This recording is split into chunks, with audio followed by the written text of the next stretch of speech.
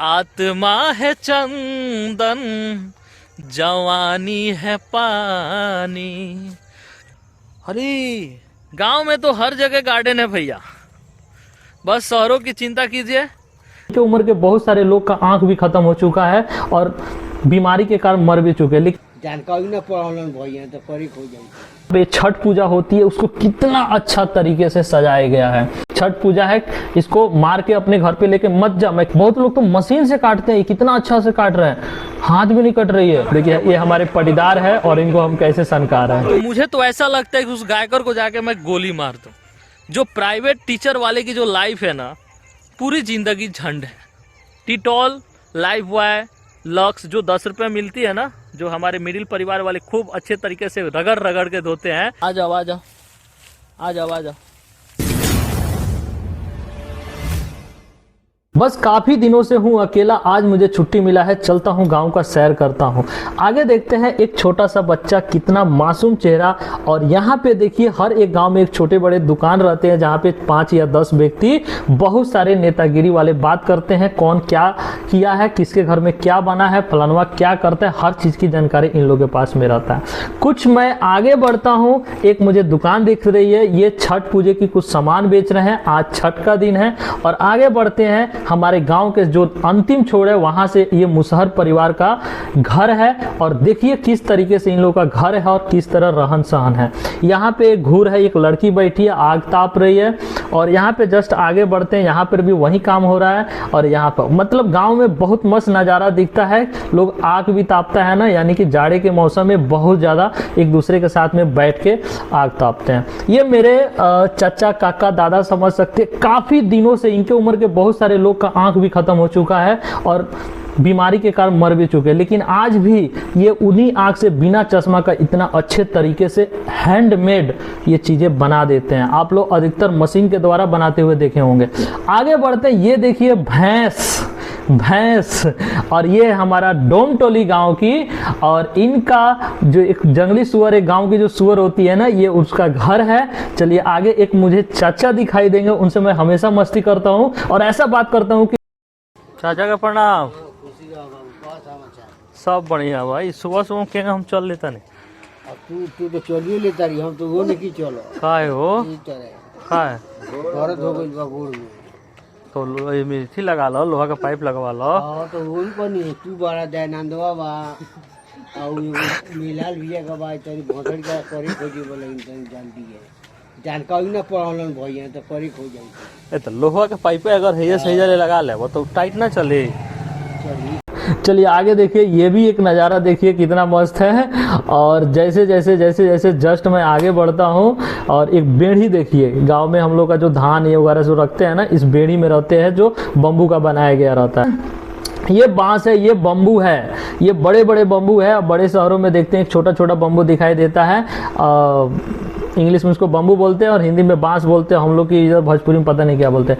Just उसके आगे मेरे गांव का एक मंदिर है, और ये मंदिर को छठ पूजा के लिए कितना मस्त सजाया गया है, कितना अच्छा तरीके से सजाया गया है। ये सुबह का दृश्य इतना मस्त दिखाई दे रहा है। सुबह की 5 बजे ये घर मेरे गाँव की राम मंदिर है, और उसके बगल में पोखरा है। देखिए कितना मस्त से सजाया गया। ये झाड़ू मार रहे हैं, मेरे चचा है, काका है, झाड़ू मार रहे हैं। अब जस्ट मैं आगे बढ़ता हूँ तो देखिए ये पूरा धूप को हटाकर इस जहाँ पे छठ पूजा होती है उसको कितना अच्छा तरीके से सजाया गया है। जस्ट आगे चलते हैं तो देखते हैं कि बहुत सारा पहले दूसरे जगह था ये छठ पूजा। यहाँ पे बच्चे कुछ फूल तोड़ते हैं और यहाँ पे डीजे लगी हुई है। ये देखिए हमारा गांव का राम मंदिर, और ये बाबा है नहा रहे हैं, और एक और बाबा झाड़ू मार रहे हैं। और आगे चलते हैं, एग्जिट करता हूँ तो यहाँ पे बच्चे देखिए, एक मछली एक जाल में फंस गई थी। मैं उसको बोला भाई इसे निकाल कर जल्दी फेंक, छठ पूजा है, इसको मार के अपने घर पे लेके मत जा। मैं किसी तरह इस मछली को इस जाल के द्वारा हटाकर उसके फिर से मैं पानी में फेंकवा दिया। मैं सोचा कि ये किसी कारण से कोई फंसाया नहीं है, लेकिन पोखरे में कोई जाल फेंक दिया था। ये करेंट जाल है जिसके कारण से ये फंस गई थी, इसकी जान खतरे में थी, मैं फेंकवा दिया। ये देखिए बच्चा को मैं बोल रहा हूँ निकालो, आराम आराम से निकालो और उसको फेंक दो। छठ के मौसम में हम लोग सनातन धर्म में ये सब मांस मछली मतलब बहुत दूर रखते हैं जब तक छठ बीते नहीं। चलिए आगे देखते हैं। मेरे गांव का स्कूल है, ये मेरा घर है, यहाँ पे मैं पहले पढ़ाता था और उसके पीछे मैं कुछ खुद से मैं अपने हाथों से ये पेड़ को लगाया हूँ। कई बार बच्चे तोड़ दिए लेकिन फिर भी तैयार हो गया है। आगे ये जो फसल है ना सो गई है, ये फसल बहुत काटने में दिक्कत होगी। आगे ये देखिए मेरे बड़े पापा ये साफ कर रहे हैं। ये मेरे गांव का अंतिम छोर है, अंतिम छोर। और ये देखिए ये बहुत पहले धान काट के रख चुके हैं, शायद सोना मंसूरी हैं।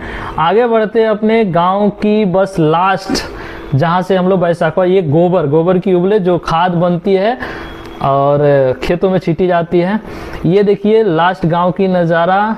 यहाँ पे कुछ लोग ये चाचा से मिलते हैं, देखते हैं क्या करते हैं। देखिए कितना फटाफट कितना अच्छे तरीके से। बहुत लोग तो मशीन से काटते हैं, कितना अच्छा से काट रहे हैं, हाथ भी नहीं कट रही है, गजब। ये भी देखिए ये जो सोनी हुआ है कि पता नहीं क्या किए हैं, कुछ बकला वकला रोपे हैं तो इसको फाड़ के रख दिए। ऐसा लग रहा है कि पूरा धान बिखर गया है। ये सुबह सुबह पैसा गिराने जा रहा है, अरे हीरो पैसा गिराने जा रहे हो, पुआल लेके आ रहे हैं भैया, पुआल लेके जा रहे हैं। अब इसके जो पैसा गिराने जा रहा है ना पीछे पीछे, यानी कि खुले में शौच करने जा रहा है पगला। तो अब राजवाड़ी जा के समाचार बा कौन बैंक खोल रहा, कौन बैंक खोल बड़का हमरा कौन बैंक बा तारा कोई जान। और संजय ठाकुर आइलन तो कहतलन कि बैंक बा। देखिए ये हमारे पटीदार है और इनको हम कैसे सनका रहे हैं। ना तो 10,000 हम भेजनी, दौड़ो तो नहीं खाओ। कुछ गड़बड़ बुझा तो नहीं है नो सर पल्ला लगाता, लाज लागत न बा। हम समझता नहीं तारा लाज लागता। आत्मा है चंदन, जवानी है पानी। अगर इस पे विचार कीजिएगा ना, इसका कई मतलब निकलता है। मुझे एक चीज बहुत गलत लगती है, अगर कोई भी सनातन धर्म के पूजा में किसी गंदे गंदे अश्लील गाना के तर्ज पे अगर वो गीत गाया गया है ना, तो मुझे तो ऐसा लगता है कि उस गायकर को जाके मैं गोली मार दूं। गांव में ऑर्केस्ट्रा नचाएगा, कितना खतरनाक खतरनाक गाना बजाता है। अगर किसी के बेटी बहन अगर उस गाने को अगर सुनेगी ना, तो जाहिर से बात है उसके माइंड में चलेगा भाई काश ऐसा होता है तभी तो गाने में गा रहा है। चूतिया गायकर लोग क्या बोलते हैं, जब माहौल ऐसा चल रहा है तो हम क्यों नहीं गाएंगे। बुर्बक बेवकूफ, जब तुम गाओगे तो कोई क्यों नहीं सुनेगा इंटरेस्ट लेके। और क्या बोलता है लोग कि कितना अच्छा अच्छा वीडियो बना, अच्छा अच्छा गाना गाए तो कोई ज़्यादा नहीं सुनता है, लेकिन अश्लील गाना को बहुत ज़्यादा लोग सुनता है। अरे जब तुम निकालोगे तो सुनेगा ही, चुपके से सुनेगा लेकिन सुनेगा ही। बहुत लोग खुलेआम सुनता है, बहुत लोग चुपके से सुनता है। गाँव देहात में बहुत ऐसे व्यक्ति मिलेंगे अपने बेटी बहन के सामने सुनते हैं और मस्ती में झूमते हैं, लेकिन साइकोलॉजी के अनुसार इसका असर उसके परिवार वाले पे बहुत बुरा पड़ता है। वो समझता है कि मैं बहुत अच्छा कर रहा हूँ। चले उस गाने को छोड़ते हैं। कोशिश कीजिए सूरज उगने से पहले आप लोग जग जाइए। मैं प्रवचन दे रहा हूँ, मैं भी उतना नहीं करता हूँ, लेकिन जगता जरूर हूँ, क्योंकि मेरा बैच है 5 बजे से। मैं 5 बजे से पढ़ाना स्टार्ट कर लेता हूँ, तो संभव नहीं है। हम लोग की जो लाइफ है ना, जो प्राइवेट टीचर वाले की जो लाइफ है ना, पूरी ज़िंदगी झंड है, बहुत ज़्यादा झंड है। क्योंकि स्कूल्स के पहले पढ़ाना है और स्कूल्स की जब टाइमिंग ख़त्म होगी उसके बाद पढ़ाना है। सुबह और शाम की जो समय है ना, जो टहलने की, घूमने की, अपने शरीर पे ध्यान देने की, वो समय हम लोग को नहीं मिल पाती है। लेकिन कभी कभी जब छुट्टी होती है तब हम लोग निकलते हैं। बहुत ऐसे शहरों में लोग क्या करते हैं, उठते हैं और सुसुम पानी या गर्म पानी को सेवन करते हैं, वो अच्छी बात है। उसके बाद में बाथरूम जाते हैं और फिर आते हैं तो गलती से पानी पी लेते हैं, लेकिन पानी नहीं पीना चाहिए। गांव देहात में भी डिब्बे लेके खुले में शौच करने जाते हैं, आते हैं कुला उला करेंगे और उसके बाद में खूब पानी पी लेंगे। अरे बुर्बक, शौच करने के बाद में पानी जस्ट मत पियो, कुछ देर रुक जाओ, उसके बाद में पानी पियो। अरे सांप का केंचुर, अरे गेहूं सांप का केंचुर होगा। चप्पल हाथ में लेके घूम रहा। जब रोड पे चलता था तो वहां पे कंकड़ था, इसलिए चप्पल पहन के घूमता था। अभी इस पे बताइए, चप्पल मैं पहन के घूमूंगा, मजा आएगा? नहीं मजा आएगा। पूरा चप्पल में पानी भी घुसेगा और मजा भी नहीं आएगा। और इसमें चप्पल पहन के जा ही नहीं सकते हैं। ऊपर से देखिए कितना घना है और कितना पतला रास्ता है। दूर से तो ऐसा लग ही नहीं रहा था कि इधर रास्ता है। मेड़ है, जिसको हम हिंदी में मेड़ बोलते हैं। हम लोग के देहात के भाषा में, हम लोग के एरिया में आर बोलते हैं। आर आर डरेर। जब प्राकृतिक इस नज़ारा में आप घूमिएगा ना, अपने खेत खलियान में घूमिएगा ना, तो यहाँ पे बहुत ज़्यादा सुकून मिलती है।